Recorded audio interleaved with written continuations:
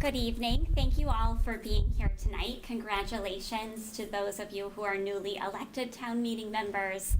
Congratulations to those who have been re-elected. We had a contested election for town meeting in all precincts except one. So that's very exciting and speaks highly of the level of volunteerism in our community and speaks highly about the desire by residents to be involved in shaping the future of our community. My name is Jennifer Hillary. I was re-elected to town meeting in Precinct 4. Prior to that, I served in Precinct 7. Several years ago, myself, a few other town meeting members, our moderator, Alan Folds, and our town clerk, Laura Jem, came together because we thought a presentation like this would be helpful so town meeting members can hit the ground running when they step in the doors for town meeting. So we hope that you find this presentation informative and helpful. Please take notes. If you have questions during the presentation, save them for the end. We'll have an opportunity for you all to ask questions at the end of our presentation tonight. We will cover several topics tonight. First, generally, what is town meeting? When does it take place?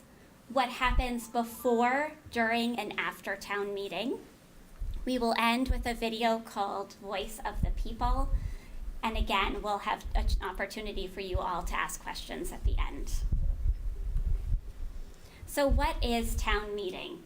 Town meeting is over 300 years old.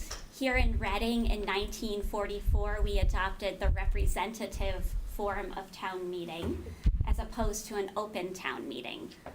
We have 24 elected representatives in each of our 8 precincts, making a total of 192 town meeting members. Town meeting is both an event and an entity. The event is the gathering of all 192 elected representatives to conduct the public business of our town. And as an entity, it is the legislative body of our community. When and where does town meeting meet? Town meeting has been virtual for a couple of years now, but we're very excited to meet at the Reading Memorial High School Performing Arts Center, which is where a town meeting will be held unless otherwise noted. Our annual town meeting is in April, on Monday and Thursday until business is complete. And at that meeting, you have a precinct meeting prior to the general meeting. It's typically a half hour before the general meeting starts. At that precinct meeting, a chair and a clerk will be elected of your precinct. And it's important to note that the precinct chair also serves on the rules committee that is under the leadership of our town moderator. And that chair also takes an ethics training each year as a result of being on that rules committee. We hear about fiscal matters at our annual meeting, including the budget. We hear a state of the town from our chair of the select board and a financial report from the chair of our finance committee. Our subsequent town meeting takes place in November, again, Mondays and Thursdays until business is complete. You may have a precinct meeting before that meeting. If there are any vacancies in your precinct, that is an opportunity to elect an individual to fill that vacancy. And there are many reasons you might have a vacancy.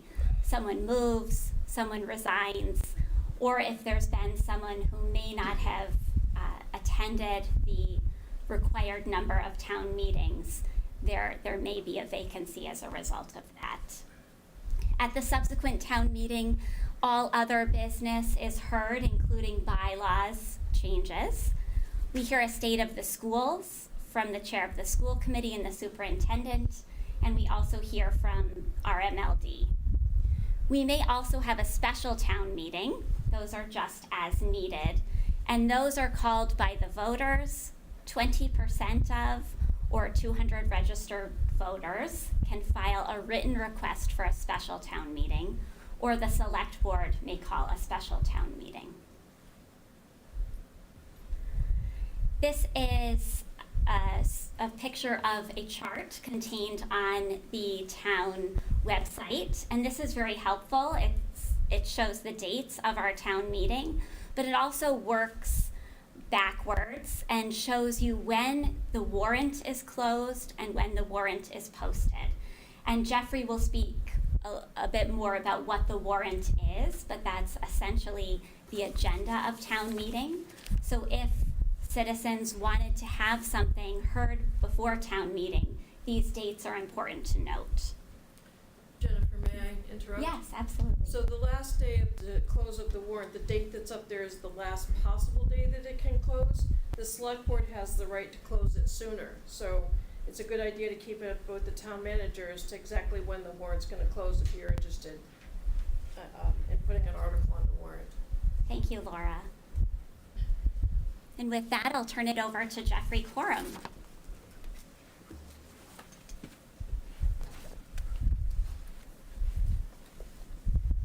Thank you, Jen. I'm Jeffrey Corum. I'm a member of the Finance Committee in town, and I was just re-elected as a town meeting member for Precinct 7, where I have served for a few years. So I'm going to talk a little bit about what happens before town meeting.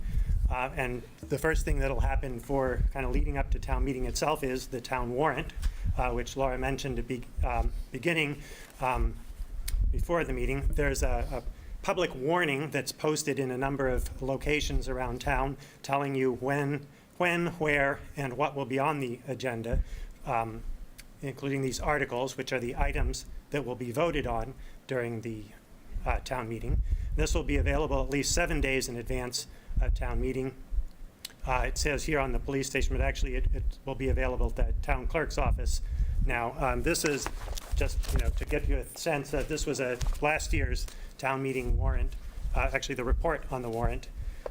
You can get it either in paper form or there's a link so that you can get it on your laptop or iPad and be able to search through it if you want to find something a little more quickly.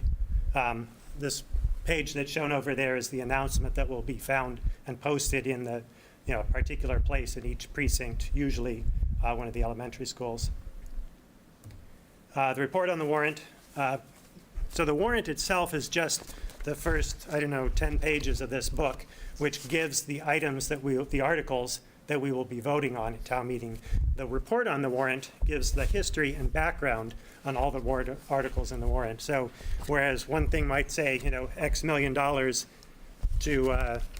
for say $600,000 for road maintenance, but then you go back and say, okay, how much is that and where does it come from and how is that allocated? That's all given in the report on the warrant.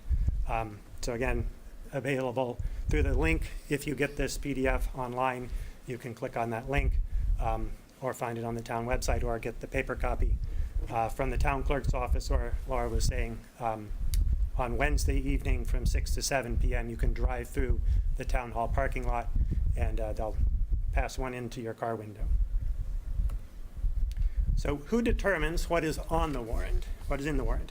And in general, the general rule is the select board decides this, except for a few procedural matters, things that occur on every town meeting by charter. So the charter, the town charter, that's the kind of binding rules for the town, lists 4 ways that an item can be placed on the warrant, an article can be placed on the warrant.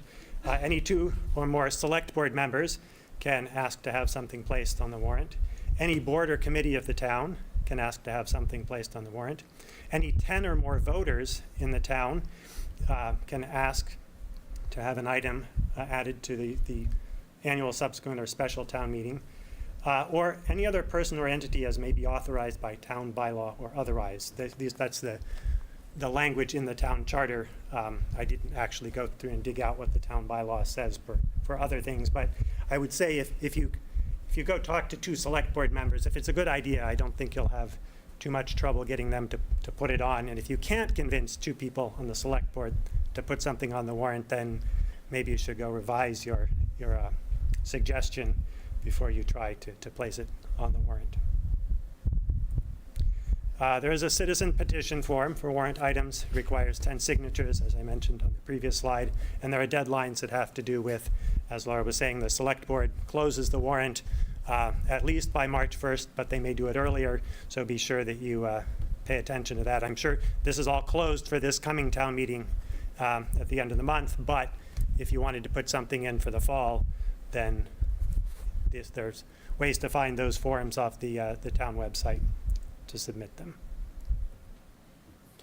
Now what I'll talk about is actually what I was originally going to talk about. We had someone else was going to help me out with the previous section, but so as a finance committee member, the budget items are sort of what my part of the presentation was to be on the budget process. How do we get to where we are? And actually where we are is April. The town meeting votes the budget. Right? That's the big thing that will be on the agenda for this April town meeting. But there's actually a whole process that leads into this, starting generally in October with what's called a financial forum, or a community engagement meeting often held in the same room, where we get the select board, the school committee, and the finance committee, and any members of the public interested to review the current year and preview the upcoming year, including expected revenues and cost environments. So the town accountant will generally project how much income she expects the town to get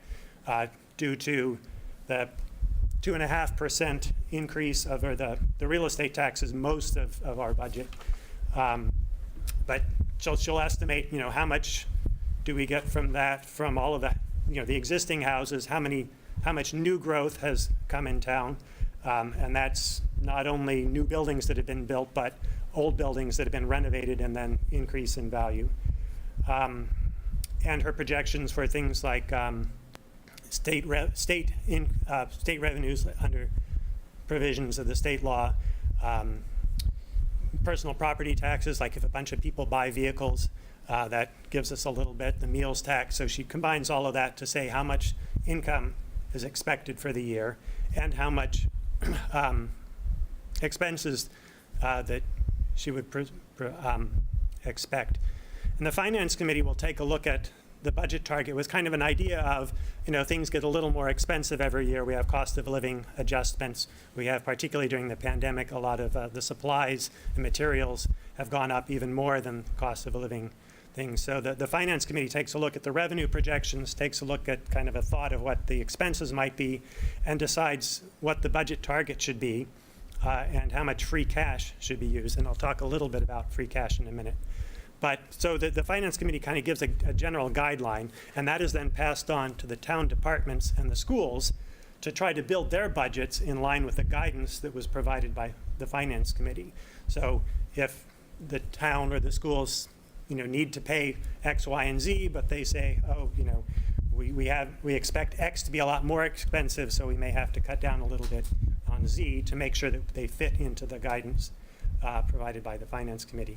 So those budgets are developed in December through February and then submitted to the town manager.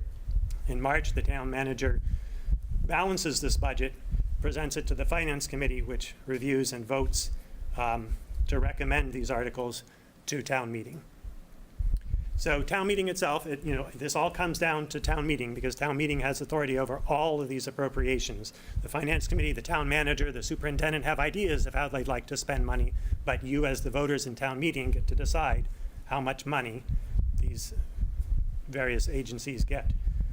Free cash, which I mentioned before, is a little bit of a interesting, maybe unusual term that you'll get used to hearing over the years of free cash, over the years of being in town meeting. And it's essentially an accumulation of revenues in excess of estimate, as well as unspent budget costs. So if we say we're going to hire 10 teachers, but we can only fill 9 of them, or we have someone resign in the mid-year and we spend a couple months before we hire somebody as a teacher on the town side, then those couple months where we didn't have someone taking that salary, that money is unspent and it gets returned to free cash at the end of the year. In addition, if more people buy cars in a particular year, then there's some extra money that comes in, or if the state, gives us extra money under Chapter 70, there might be a little bit extra money. And all of that goes into this accumulation of money called free cash, which can then be used in subsequent years to try and balance a little bit of the budget. If something is a little bit more expensive. Often at the annual town meeting in April, there'll be some things that they say, look, you know, we had this unexpected expense. We would like to take a little bit out of free cash so that we can make it to the end of the year covering this. For example, if there's extra snow and ice removal costs, that's usually budgeted low, and then they will fill that in with free cash at the end. And the Proposition 2.5 is also a very familiar word for those of us on town meeting, that a number of years ago, before I moved to Massachusetts, there was a state ballot question that limited overall tax revenue growth to 2.5%, excluding new growth. So even though take the budget, take the taxes on all of the real estate, it can go up 2.5%. And often what happens is actually the tax rate goes down, but that's because all of the assessed values have gone up, such that the net tax levy only goes up by 2.5%, plus any new buildings or renovations that have been done. But what we have found historically is that the costs in the town have gone up 3 to 3.5% annually. So sometimes we're in fortunate situations that we have new growth that helps us cover that extra 0.5 to 1% of expenses. But sometimes, as happened about 4 or 5 years ago, we have had it's called an override, an operational override that allows for an increase in the tax levy that increases your taxes forever, as opposed to debt exclusions, which is another topic that I'd be happy to talk to you about, but that are only temporary, such as building the new high school or building this renovation to the library, which will actually come off, and that tax will come off, extra tax will come off of your tax burden, but there may be, I can't promise your taxes will go down because there may be other, Bill is shaking his head, it will never go down. There will be other things that we may need to build as a town. And I think that covers my part of this thing, so I will pass on to our town moderator, Alan.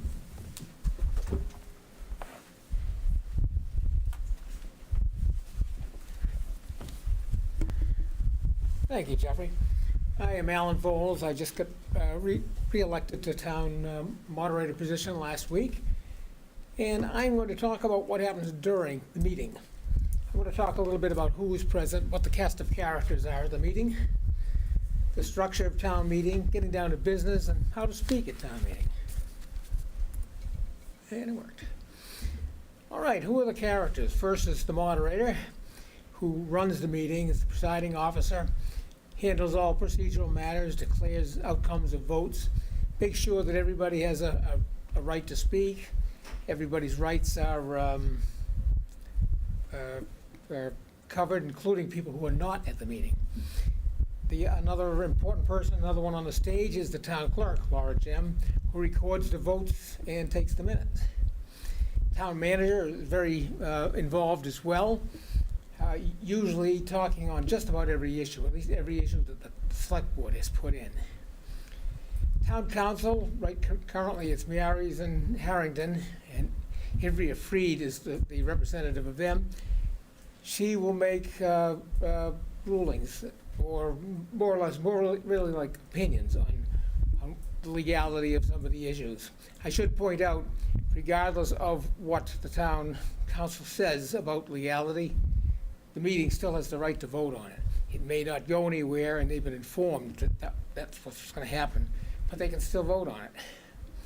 Other people there are committee members, the finance committee, the bylaw committee, maybe the permanent building committee. Also the select board, the school committee. I should point out that not all of the select board and the school committee and the other committee members are town meeting members, but they have the right to speak as if they were town meeting members. They just don't get to vote. Town meeting members, of course, and we need a majority. 192 members, the quorum is 97. Town leaders, the superintendent, the police chief, the fire chief, anybody else who feels that he or she should be there. And the public. Public may be given a chance to speak once all of the members have had their opportunity to do so. They get 5 minutes as opposed to 10 minutes for town meeting members. And that happens after all the meeting members have had the chance to speak. All right, we'll move on to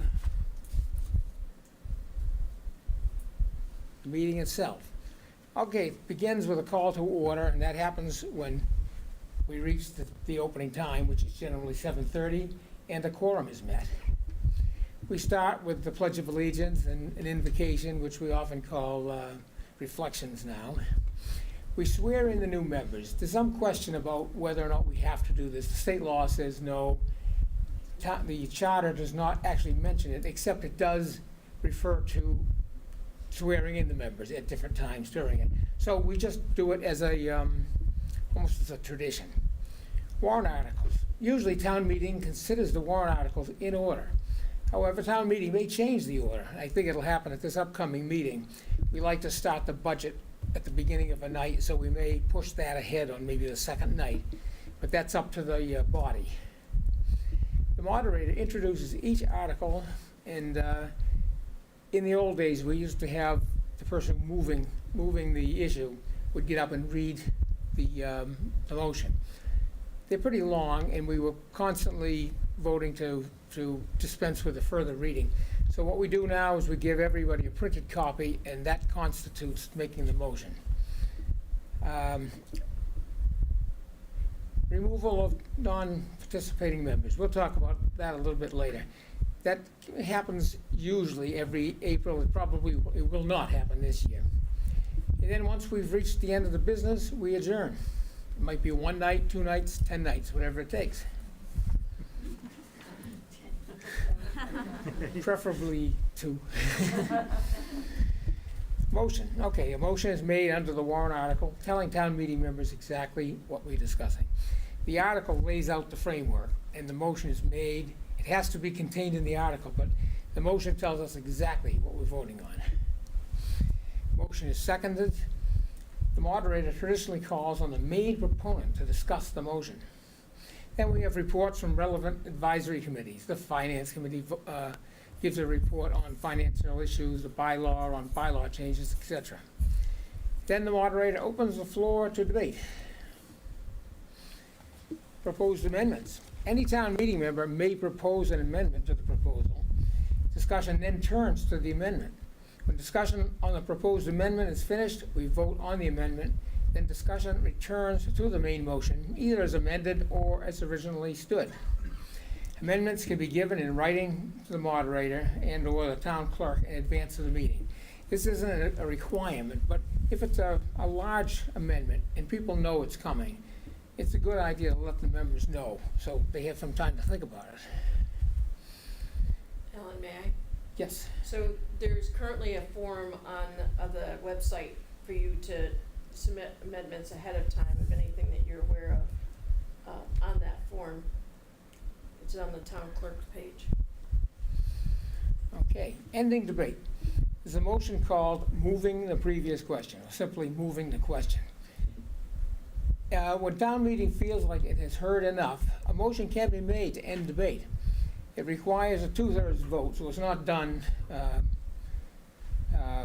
simply. It cannot be made by someone discussing the merits of the issue. The person has to get up and speak only to that issue. It's non-debatable. Even if others waiting to speak, debate is ended if it passes. Voting. When discussion is finished, the vote is called for. We start with a hand count. If there's a question about whether or not this passes, we go to a standing count. I appoint tellers.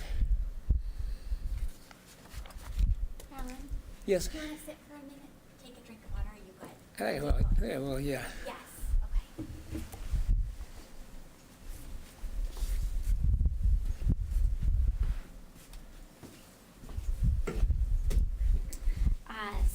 So we'll keep talking. I'll do my best to be Alan for the moment. We know he's the authority on all these topics, but I'm going to let him take a rest for a minute. So voting. When discussion is finished, the vote is called for. And there are several ways the vote can be taken. There can be a hand count where everyone raises their hand. There can be a standing count. And this is used when more than a majority vote is required or a hand count is in question. So if Alan looks out at the town meeting members in the audience and it's too close to call with a hand vote, he may ask for a standing vote. And he typically assigns particular town meeting members to count certain portions of the Performing Arts Center to confirm the final vote. There are also quantum of votes, majority, 2/3 are examples. And again, it depends on the particular motion that we are voting on, how we will vote, and Alan typically makes it clear to us how we will be voting on that motion so we know in advance. Adjournment. So there is adjournment for the evening, and there is adjournment sine die. And that means town meeting is closed and no further business will be attended to. So this presentation is helpful because when you hear that word sine die, you really want to pay attention to where we are in the meeting, what articles we've heard, maybe what we haven't. If there's instructional motions that we haven't heard yet, for example, and you want to hear those, you won't want to vote sine die. If you feel town meeting has nothing further to talk about, then you might vote sine die. So that we hope this presentation helps just alert you to certain phrases that might be used and might come quickly. Other points you may hear, there are points of order, points of personal privilege. There might be someone who questions a count. There might be issues of scope. And these are all typically found at the end of our report on the warrant. There's a little glossary of terms. So during the meeting, you can bring your report on the warrant. You hear someone bring one of these issues to the attention of the body, and you can look up what exactly this means. Indefinite postponement is effectively defeating a motion. So we're ending debate on that particular motion and not discussing it again. Reconsideration. This is a motion brought by someone on the winning side of a motion who has second thoughts about how they voted on that motion and wants to bring it again before the body. So you can only bring a reconsideration motion if you voted for an article and now you've decided, oh, this isn't exactly what I wanted to happen. Jennifer, may I? Yes. You can, a reconsideration also has to be brought before the town meeting ends sine die. Yes, so if you vote on Monday night, Tuesday you want to reconsider it, you're going to file this with Laura and let our town moderator know as well. And then Thursday, that motion for reconsideration can be heard. It can't be heard again in the fall. So again, here are some definitions of motions. Postponing an article indefinitely, if you hear that motion, then we are defeating that article. If we're moving to take no action on an article, that also means to defeat the article. It will be closed. If you lay the question on the table, you're putting aside the article temporarily and you come back to it. You may hear that. Someone might say, I move to put Article 1, to lay Article 1 on the table. So we're not going to talk about it right now. We're going to come back to it later in our town meeting. Tabling the question, again, is putting it aside temporarily and moving the previous question. Alan mentioned this before. When you move the previous question, you are ending debate and you're voting on either the main motion or article, or you are ending debate on an amendment. You vote on the amendment, debate opens up on the main motion, and then someone will move the previous question again. So things happen very quickly in our town meeting. So remembering the order of which and what we're specifically talking about is important. Can I just step in for a second? Absolutely. I just Alan. wanted to say that I try to explain these things when they come up, at least the first couple of meetings, because new members may not understand the terms. So when we do move the previous question, instead of an archaic term, I want people to know what exactly is happening. We're ending debate, and it takes a 2/3, so it's not a simple matter. But it does end debate, even if there are plenty of people who want to speak. And by the way, thank you for filling in. I've had some reaction to a medication I'm taking, so I was a little shaky up there, but thank you very No, much. oh, no problem. Yeah, Alan does an excellent job walking us through what's happening at town meeting. And this presentation will be available to you all on the website, and there's actually hyperlinks within it to get you to the forms that Laura's been mentioning on the website. Instructional motions. This is a non-binding resolution. This is asking someone to look into something for the next meeting. So perhaps there's something you want select board to look into, or you'd like school committee to look into, or the rules committee. This is how you would bring that recommendation before town meeting. Again, there's a form on the website that you can give to the moderator and town clerk in advance. And often these instructional motions are distributed to the body in some form, either email or they'll be on a table at town meeting in a hard copy form so that you can read them. Sometimes they're projected up on a screen in the Performing Arts Center. And there will be some discussion about these after all the articles have been addressed. And then we as a body vote whether we support the instructional motion or not. A couple quick Yes. comments.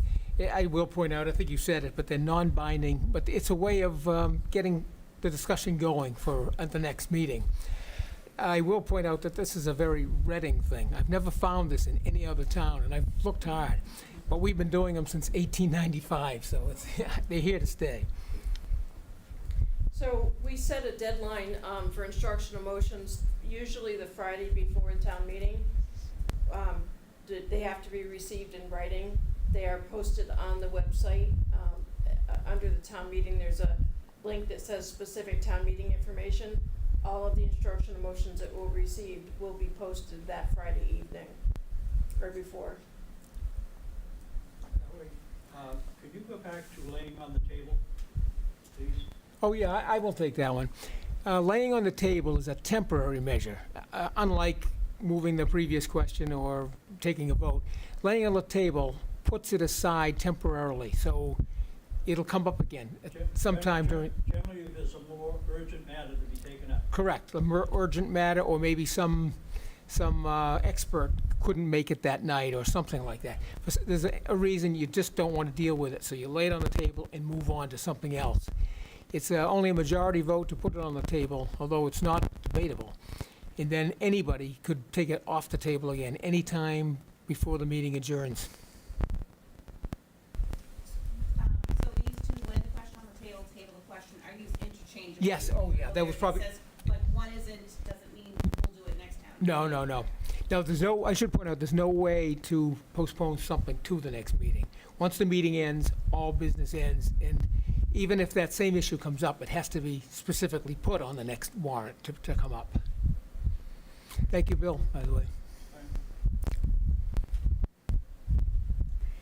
Speaking at town meeting. When you speak at town meeting, you should state your name, your precinct, and you should also speak on the topic only. So if there's been an amendment, we need to limit our commentary to the amendment, not speak on the main motion. And you will hear sometimes folks saying beyond the scope, or there may be other phrases town meeting members say when someone speaking is not speaking on topic. You should speak to the moderator. So I always stand up and say, "Thank you, Mr. Moderator." Jennifer Hillary, Precinct 7, now Precinct 4. And we always attack arguments, not other speakers. We are limited to 10 minutes to speak unless we're granted permission to go over that 10 minutes by the moderator. And sometimes, for example, our town manager may request more time to introduce an issue to us, and because as town meeting members we really want to hear the background of an issue, we're glad that our moderator allows that limit to be exceeded. Can I add- Laura? Oh, Can I yes. add one last subject before? This was brought up by one of you, by the way. Most motions we just deal with. We have potential amendments, we vote on them. If they pass, they pass. If not, we move on. Either way, we move on back to the main motion, either as amended or as originally presented. The one exception to that is the budget. We go through the budget in chunks, I don't know how else to say it, but we'll do the DPW, we'll do the government, public safety, that kind of thing, all the way through. And what we do is we discuss each of those. We don't actually vote on them, but we'd vote on any amendments anybody might have at that point. But we don't vote on each issue until we get to the end of the budget, then we vote on the budget as a whole. It's a little different, and I'll explain that again at town meeting, because I'm making it more complicated than it is. It's actually a very simple process, and it has speeded things up. As Bill can remember, before, when we used to go through line item by line item, it used to take us 10, 12 nights to finish town meeting. And that alone has saved us probably 4 or 5 nights. I guess that's it. Thank you. School budget, Alan? That's the other thing I was gonna say. School budget's different than all of the others. You can only vote on the bottom line of a school budget. You cannot change anything inside the budget. That's, by state law, that's the school committee's purview. And that's one of the reasons why Jeffrey outlined the timeline for our budget. So that if you, as a town meeting member, really want to get into the nitty-gritty of the school committee budget, attending those meetings that start happening in the fall would be a great time to tune in, because as he said, at town meeting, we're only voting on that bottom line. I'll turn it over to Laura.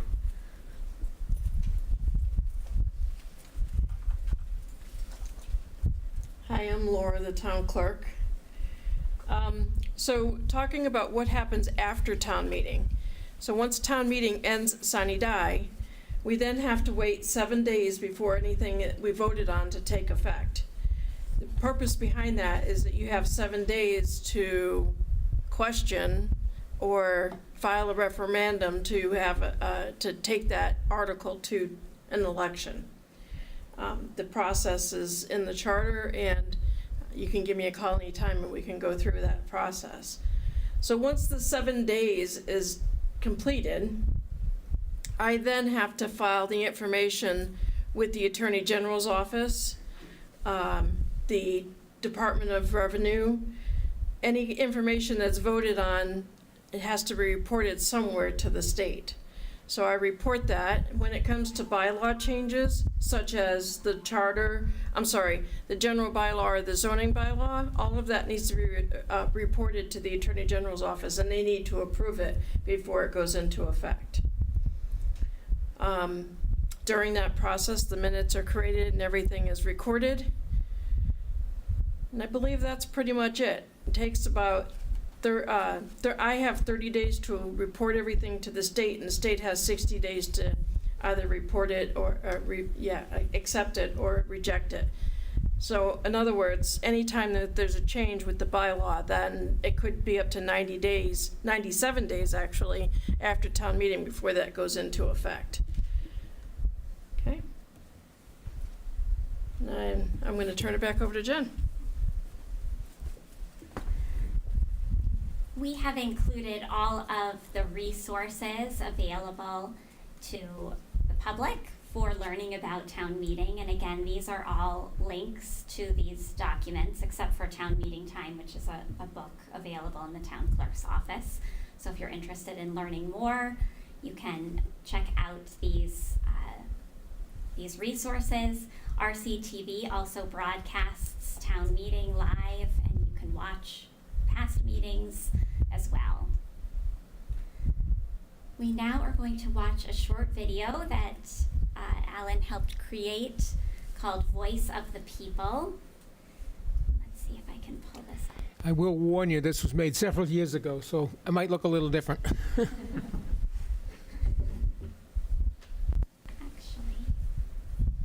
Is it not working? I think because it's a PDF, perhaps the link isn't available, so let me see if I can. Do you have the link of where it goes to? Yes.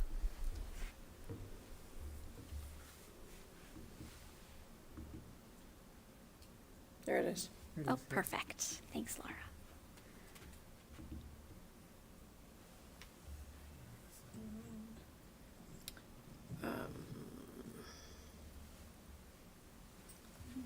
The volume doesn't necessarily always work on this laptop.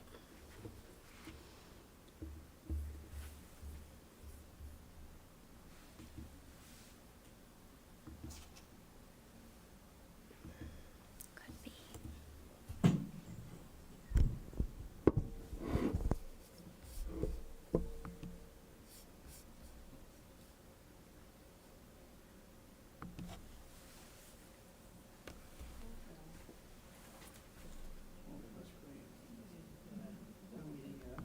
Civic duty, almost like voting in a general election. We have it going in multiple places. Is really an honor. Who says you don't have a voice at town hall? You do, and that It's voice playing is yours somewhere if you participate in the representative town meeting. Hello, I'm R.J. Saul from NECN, New England Cable News. The town meeting is perhaps the purest form of democracy we have left, an open forum for free and frank.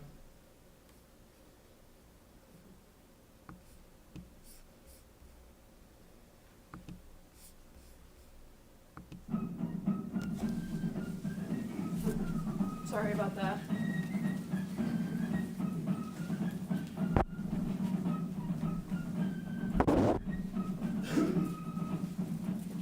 Town meeting is a wonderful institution. It's really shaping your community.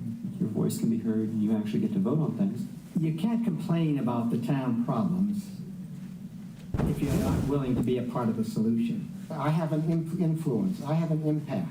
Possibly, more importantly, you'll have an understanding as to why some decisions are made, and typically they're more complex than what it appears to be on the surface.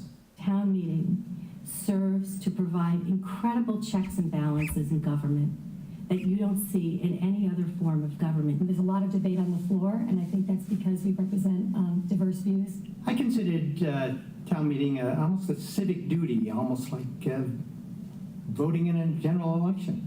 To be a part of the local government is really an honor. Who says you don't have a voice at town hall? You do, and that voice is yours if you participate in the representative town meeting. Hello, I'm R.D. Saul from NECN, New England Cable News. The town meeting is perhaps the purest form of democracy we have left, an open forum for free and frank discussion of local issues, decision-making of the people, by the people, and for the people. The Massachusetts Moderators Association wants to help us understand how the representative town meeting system works, and I'm joined by a couple of people to help us do that. Heather Sawitsky is moderator of Wellesley. She'll explain the warrant, the agenda that sets out the issues and the order of business. Alan Foles is Reading's moderator.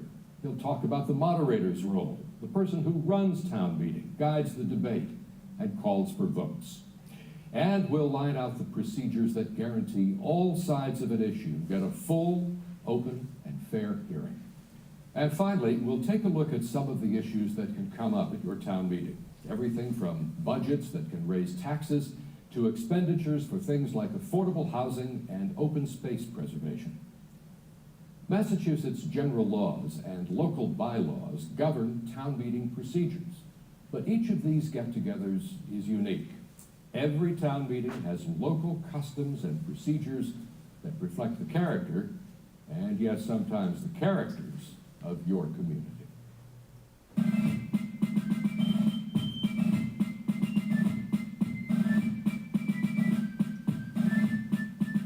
The representative form of the town meeting works much like its counterpart, the open meeting. The main difference is that voting is limited to elected members. In general, motions are made the same. Its duties and responsibilities are equivalent. But because of size limitations, the voting body only includes a percentage of the town's registered voters. The main reason representative meetings came into existence was to solve the problem of space. As populations grew, there were few, and in some towns, no place large enough to meet. Rather than switching to a city form of government, many of the largest towns opted to keep as much of town meeting intact as possible, but limited the voting membership to a reasonable size. Towns are divided into precincts or districts, and members are elected from each so that there will be a proportional representation from across the community. By state law, a town must have a population of at least 6,000 before it can consider adopting a representative town meeting. There are, of course, no requirements to make the change. The general rule of thumb is that the largest towns have made the switch to representative form, which means that many are concentrated in the eastern half of the state, but they can be found anywhere in almost any size. Framingham, currently our largest town, is one, as well as places such as Belmont and Dedham and Lexington. Farther west, you'll find Amherst and Lee. Toward the Cape are Falmouth and Plymouth. In all, there are approximately 40 representative town meetings.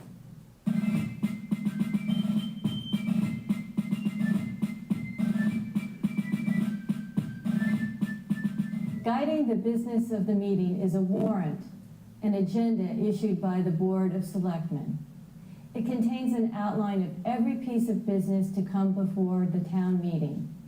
The meeting takes action on all items on the warrant, no more and no less. Once the business has been completed, the meeting is adjourned. Warrant articles spell out the general subject to be discussed. When town meeting reaches a new warrant article, a town meeting member must make a motion that calls for specific action within the scope of that general warrant article. Discussion then follows. A motion that goes beyond what the warrant article outlines is not allowed on the basis that the public has not received due notice. Articles are placed on the warrant by the Board of Selectmen. Articles can also be submitted by citizen petition. Signature requirements may vary by town. Warrants are distributed or made available to town meeting members and often published in a local newspaper. Also, they are usually posted in public places around town as specified by the local bylaws. Most people become a town meeting member because they're interested in something. They're interested in the schools. Decisions about land use, about how we zone, about how we maintain our streets, about whether we're going to have 2 fire stations or 1 in town, about whether we're going to provide enough funding for the schools that they can have full-day kindergarten. When I moved to Brookline, I moved from Boston. In Boston, I had no leverage. We wanted to get a playground cleaned up. We had to clean it up ourselves. These are things that affect the value of people's homes, the general quality of life.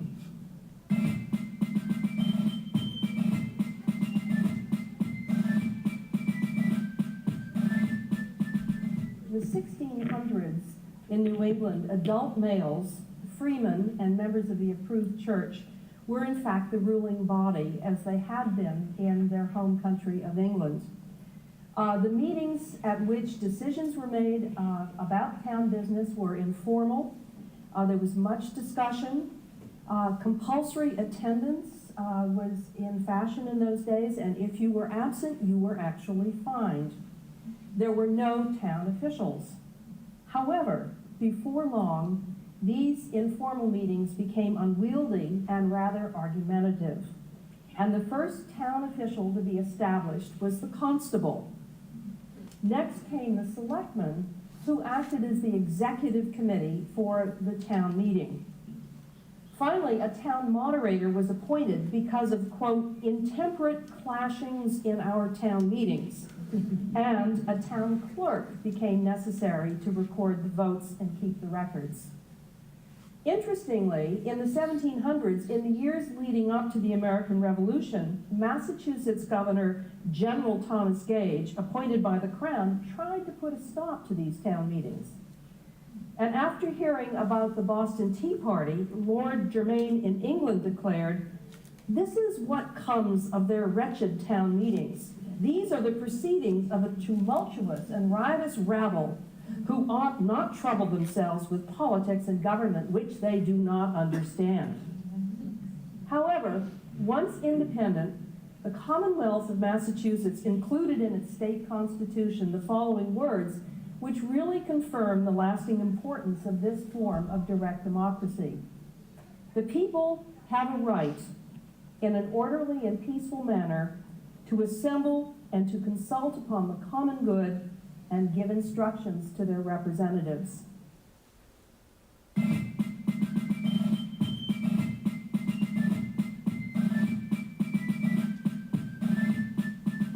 The most important participants in a town meeting are, of course, the town meeting members. Every registered voter is invited to attend. The meeting can't conduct business unless there's a quorum, a minimum number of town meeting members. When you enter the meeting hall, you'll find a lot of people up front. Don't be put off. They're there for a reason. You'll see the moderator and town officials. The Board of Selectmen will be there. They're the men and women who carry out and oversee town operations based on decisions made at the town meeting.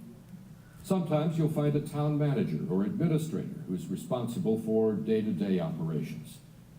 Also up front, the school committee and the superintendent of schools. The finance or advisory committee will be there too. The committee reviews budgets and makes recommendations to the town meeting on items in the warrant that involve money. And the town council will be ready to provide legal advice. I've seen town meeting change the course in which the town was headed on a particular issue, and to do so in spite of strong opinions or stands taken by boards of selectmen. Town meeting decided to extend some library hours that were recently cut. Last year, we had a proposal for a renovation of the athletic field. Town meeting turned it down at that time because the plan wasn't good, the implementation. This year, they came back with an $7.9 million plan, and town meeting overwhelmingly supported it because it was well thought out. The trees are a big thing in Lexington. I mean, we voted money for trees this year when all the committees, selectmen on down, said, no, we're not doing that. We can't afford it, and we went and voted for it. It's pretty amazing what town meeting is able to accomplish by having a group of passionate people who really care about their community in the future come together in an environment where they're given a forum to stand up and speak their minds, and they're required to listen to what everyone has to say.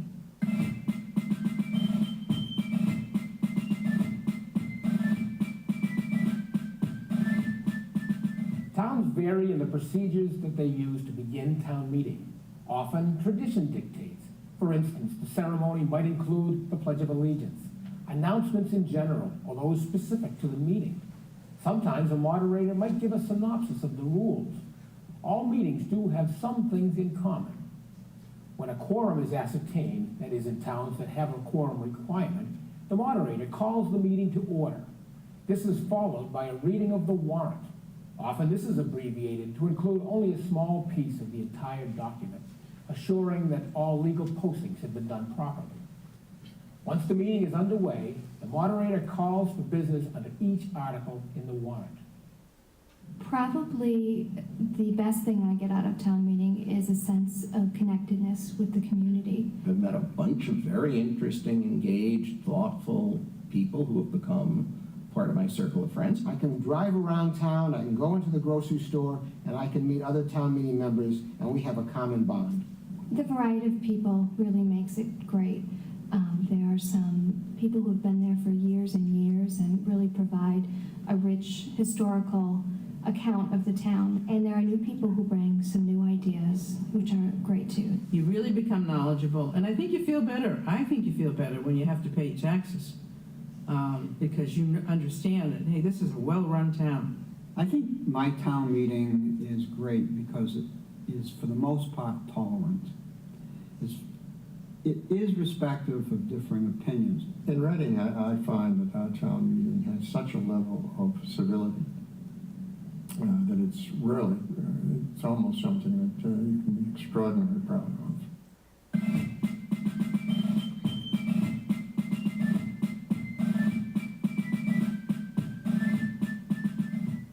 So what are the rules? They're simple, really. Most people find they can master the rules and comfortably participate after observing 1 or 2 sessions of town meeting.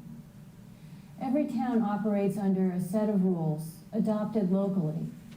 Some use Robert's Rules of Order, a commonly recognized set of procedures. Still other towns use town meeting time, which is published by the Massachusetts Moderators Association and is tailored to the operation of town meeting. Sometimes the rules are set by local bylaw or maybe even by tradition. But they all work roughly the same way to ensure that all sides of an issue are heard. Although the rules are detailed, most business is conducted with a few common actions. A motion. To get the business going, a member makes a motion concerning an article on the warrant. Move that the town approve and appropriate the proposed FY 2007 budget. The motion specifies exactly what the meeting will be voting on. In many towns, a second is required, and then discussion begins. And I don't see 3%, 3%, 3% all over the place. I see fictitious numbers like 1%, 0%, 2%. Those are numbers I remember. Those were the early numbers I learned. Anytime during debate, a town meeting member may propose an amendment to the original motion. If the body votes in favor of the amendment, town meeting will be voting on the newly revised motion. In most towns, when debate has been proceeding for a long time, a member may move the question, which is actually a call to end debate. When the motion is made, the moderator immediately calls for a vote on whether or not to end debate. When debate has ended, the moderator calls for a vote. It can be taken in a variety of ways. In some towns, it is taken by a show of hands or voice vote. In others, a standing count is taken. All those in favor stand and are counted, followed by a count of those opposed.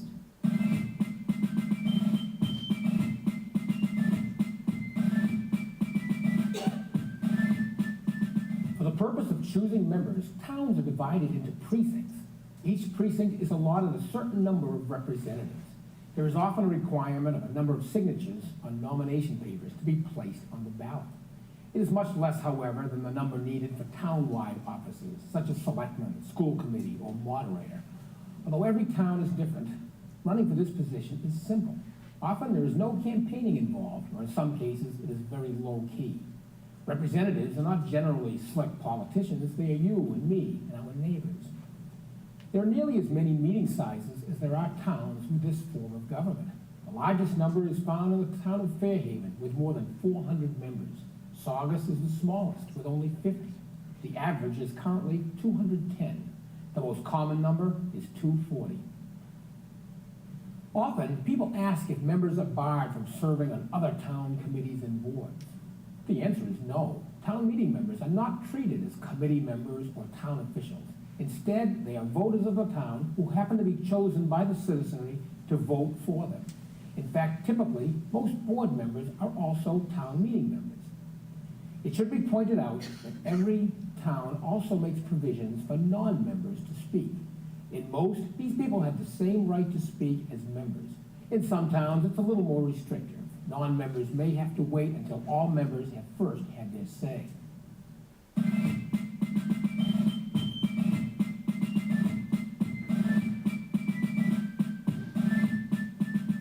Town meeting does more than discuss issues, it acts on them.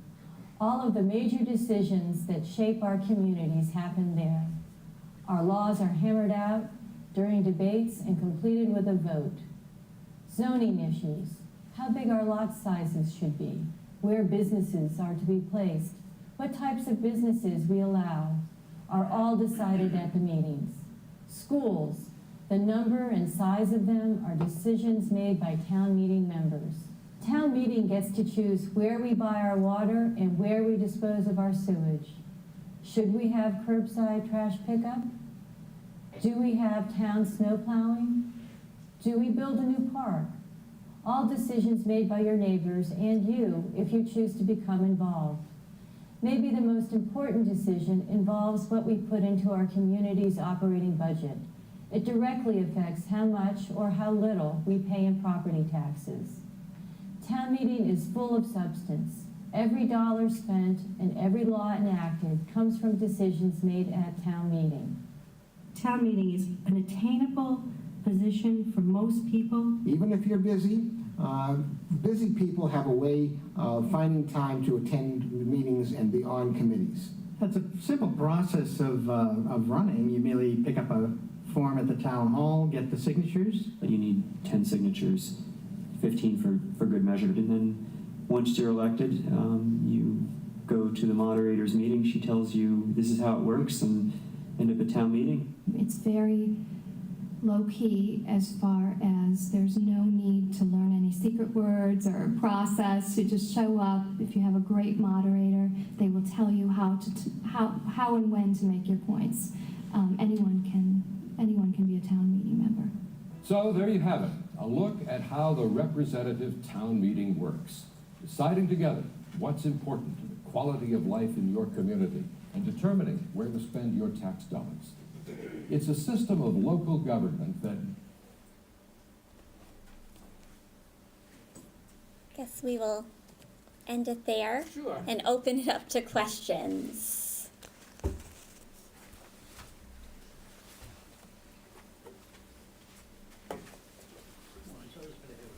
Did you want to go back to the presentation?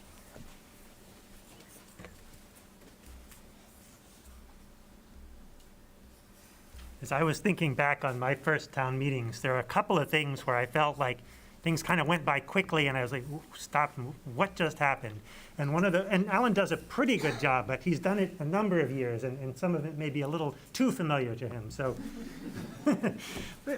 No, he has done a great job. And one of the things will be this, the laying on the table, and typically at the beginning, the first session of town meeting, for example, those instructional motions are usually early in the list of agenda items, of articles. And so frequently, you'll start off and you'll have, that someone from the select board moves to put such and such on the table. Do I have a second? Yes. All those in favor? Yes. Okay, done. Set it on the table. So we quickly go through 2 or 3 articles to get them laid on the table so we can get to something more meaty. And these are things where it's okay to kind of like, okay, that just went by. I felt a little bit startled by it the first time it went through, but then you realize, okay, laid on the table, it's going to get picked up again later. So that one's okay. And then these non-debatable motions, such as moving the question and adjournment. So, again, someone will say, I move the question, and Alan will say, okay, remember, this is non-debatable, but we are stopping debate. So you have to stop and think, okay, I see that there's 10 people lined up over here and 5 people lined up over here, and you have to weigh in your mind, do I think they're going to say something new and we should listen to them, or do I really feel that no, everybody really needs to get their chance to say something, and we have heard some new things from the last speaker. So it's non-debatable, so Alan can't spend a long time telling you, okay, now wait a minute, you understand if you vote for this, these people aren't going to get to speak, and those people aren't going to get to speak.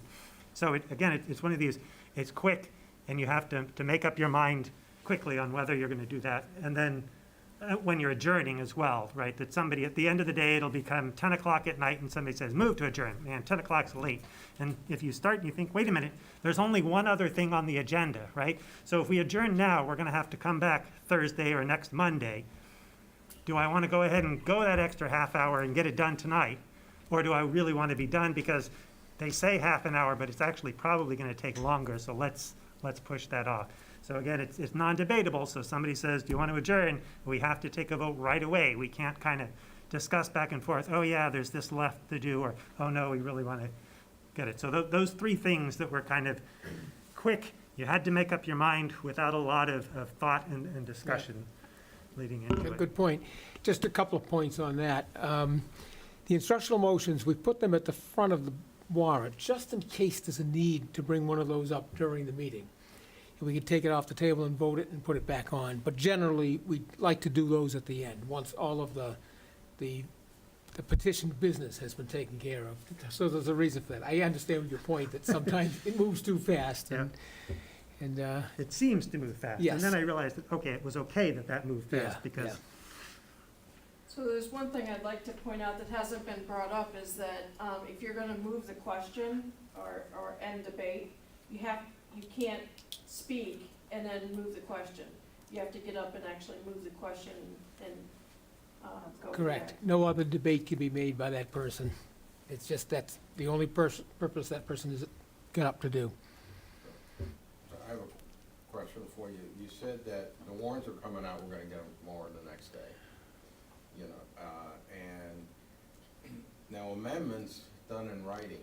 Do we have the opportunity prior to this next one, or did you say that that's not an option for So, this time? so what we request is that the amendments that you are aware of at the time, before town meeting starts, are submitted in writing, to make it easier for us to present it. And also to make sure that I have the correct information for the amendment on what's being voted on. Now, if you're not aware of any amendments and it comes up on the floor, that's fine. You can do one on the floor.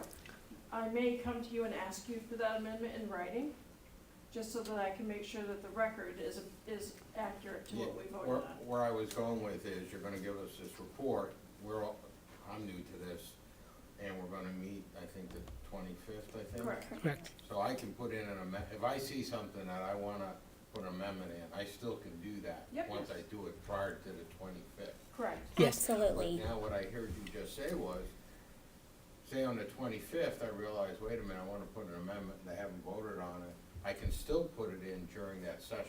Correct. Yes, you can. Yes. The reason we push it for the Friday before, for your sake too, just if you have something really important, it gives people time to think about it. Yeah. But it's not a requirement, it's just a good practice. No, it is a requirement for the instruction motions. Correct, Those yeah. have to be submitted the Friday before.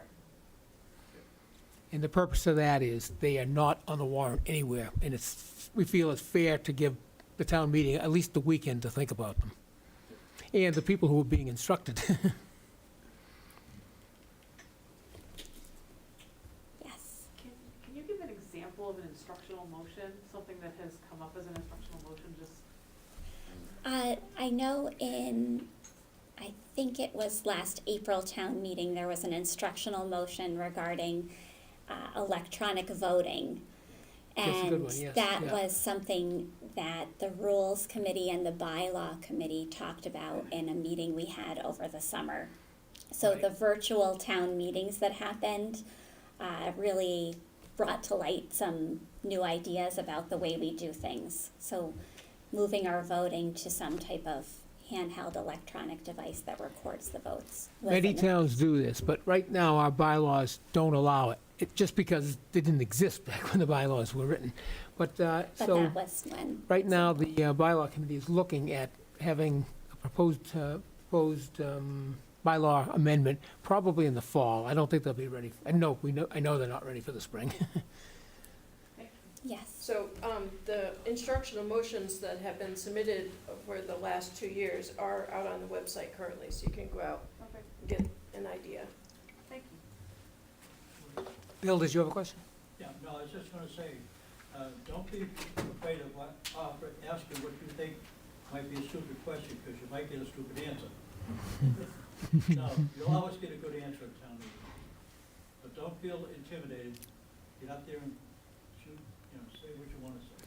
You know, it seems like there's a lot of secret words or secret code, just because these town meetings were started back 375 years ago. So we try to get by that so people know it's not a secret society. I do at the first meeting explain the 5 or 6 functions that we really do. Make an amendment, make a motion, propose an amendment, and things like moving the question and laying on the table. There isn't a lot more to it than that. This back corner. Your example was electronic voting, so how, is there still a Zoom component to this? How people have their votes counted in that case? No, there's no Zoom component. In fact, by state law, it cannot be. It has to be one or the other. Although we had sort of a hybrid the first couple of meetings, it probably wasn't legal because they're saying either you have an emergency or you don't. But we didn't want to rule out people who just couldn't do it, especially at short notice. But right now, there is no provision to do both. And in fact, the provision to have a Zoom meeting runs out on July 15th. So typically, the, instructional motion would be something like for this electronic voting, right? That the town meeting requests that the bylaws committee investigate and present, that they would, the bylaws committee would work together to come up with some new thing that they would then present to town meeting to vote on, to say, we would like to insert this into such and such section of the bylaws, right? So it's asking them to do a particular piece of work that they would then report back to town meeting later. Yes. Well, first of all, thanks for doing this. This is extremely helpful. And a couple questions on a few things that are going to happen. I thought I said something about the 22nd. Is there something going on in the email that went on? That's the deadline for submitting an instructional motion. Oh, okay. So that's not a meeting? No. That was a typo. It should have been the 25th, the letter that I sent out today. Yeah. That was actually the date of the meeting in 2019. Oh, And I didn't see wanna that. I'm thank- sorry. I think it was Nancy that caught that, yeah, so I sent out a second one with the correct date. Okay, so the 25th, and then it'll be every Monday and Thursday until all Till of we're that done. is Correct.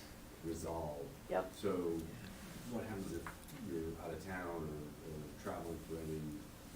You just missed, there is no provision for a remote vote. Okay, and I think that also led to the absentee removal? or Right. what is- I should explain that, just so I don't think we actually got to it. At the end of the annual meeting only, and in fact, it will not happen this year because of the 10-year cycle, but at the end of the annual meeting, a list is made of all town meeting members who have not been there a majority of the meetings. And there's the article is to remove them. But every precinct has like a caucus before that to make a recommendation on whether or not the people in their precinct should be removed. There may be perfectly legitimate reasons, being on business or being sick or whatever. And the person can go and make his or her case, and then the precinct makes a recommendation. Almost always, if the person wants to stay in, they get to stay in. It's really somebody who got elected, maybe even by write-ins, and didn't really have any intention of being there in the first place, and has never come and didn't make an effort to keep his or her name on there. That's when you remove them. It is a little bit complicated. The motion is made listing all of the people to be removed. To get off that list, a motion for amendment has to be made to remove the name. So you're voting to remove the person from the list, but keeps them on town meeting. So it's almost reverse in your mind. I try to explain that 2 or 3 times as we vote, but it's always an issue. You might want to point out, all motions have to be made in the affirmative, even though you vote in the negative at town meeting, am I correct? Yes, you're right. So you're moving to do something, a positive thing, so you vote yes or no. You don't vote to not do something. Anybody else?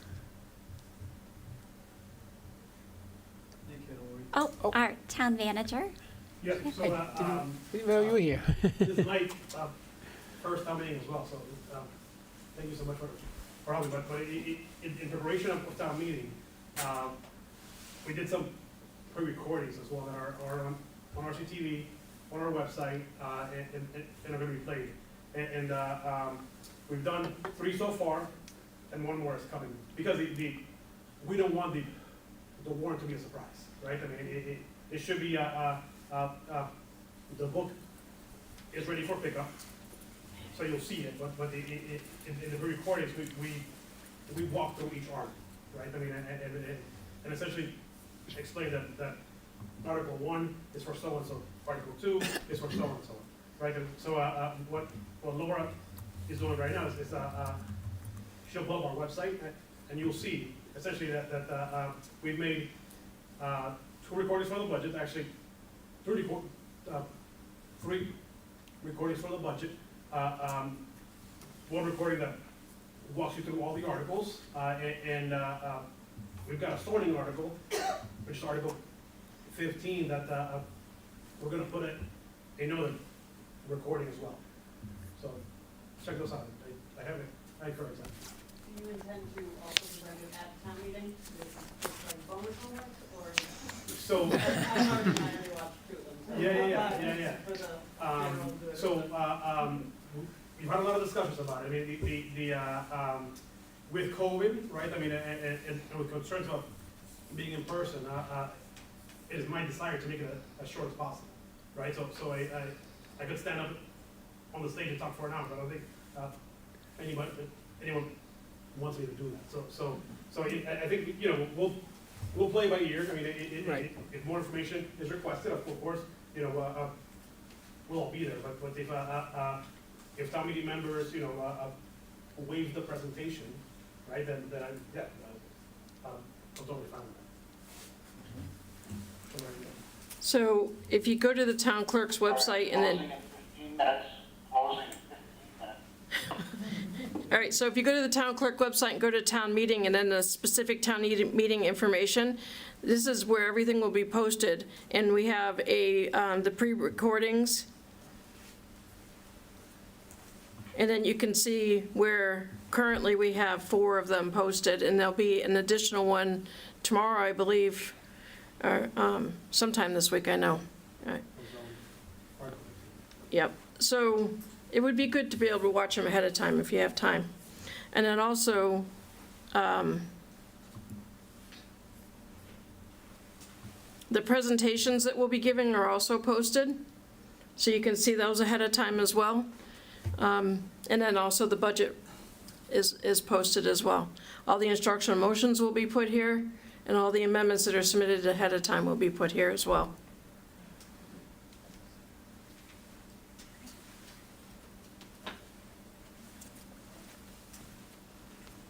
Thank you, Darlene. Oh, one more. Yeah, one other quick question. Is there like a quick summary of like open meeting laws and what you talk about or not talk about? Does that not apply to town meeting? That's all? the board? Open meeting law does not apply to town meeting. So you can get together as a quorum and speak all you want. A quorum would be kind of, I'm going to get 97 of my close friends together to. Well, thank you all very much for coming, and we'll see you in a couple of weeks. Thank you. Thank you for being together. Thank you. Pass the word about emails, please. Come by and see us, get a word. And if you want a hard copy of the slides we presented, we have a couple of them up the front. Hey. Sorry, buddy.